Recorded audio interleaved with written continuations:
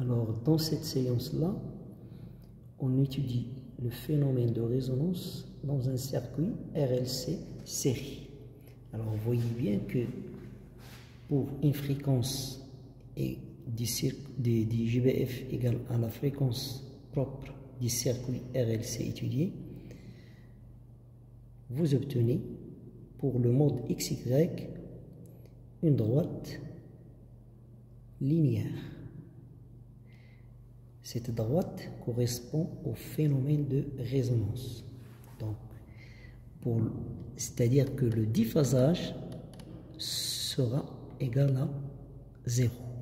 Vous voyez bien que les deux signaux sont en phase.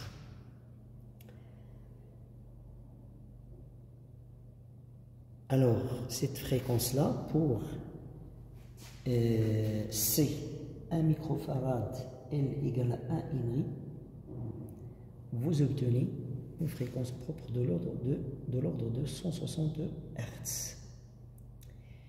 Et ce phénomène de résonance-là, c'est-à-dire cette fréquence propre, ne dépend pas de la résistance du circuit.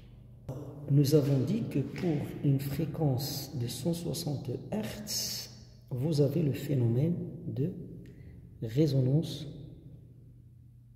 d'intensité.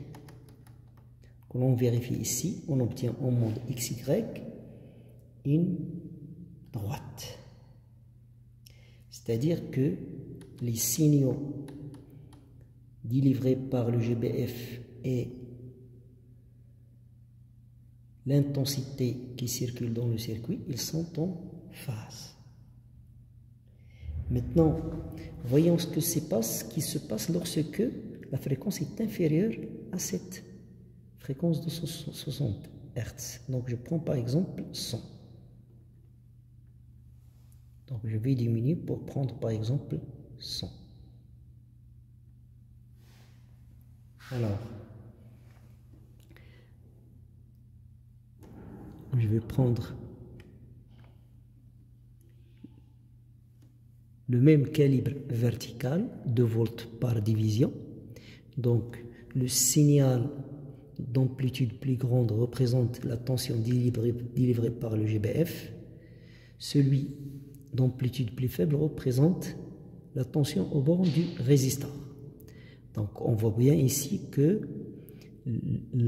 l'intensité est en avance de phase par rapport à la tension du GBF. C'est-à-dire que le déphasage entre la tension et l'intensité est négatif. Donc, prenons maintenant le cas lorsque la fréquence est supérieure à la fréquence de résonance. Je prends par exemple 300 Hz. Donc, dans ce cas, ce que j'obtiens, c'est l'inverse. C'est-à-dire que la tension délivrée par le GBF est en avance de phase par rapport à l'intensité qui circule dans le circuit. C'est-à-dire que dans ce cas-là, j'ai un déphasage qui est positif.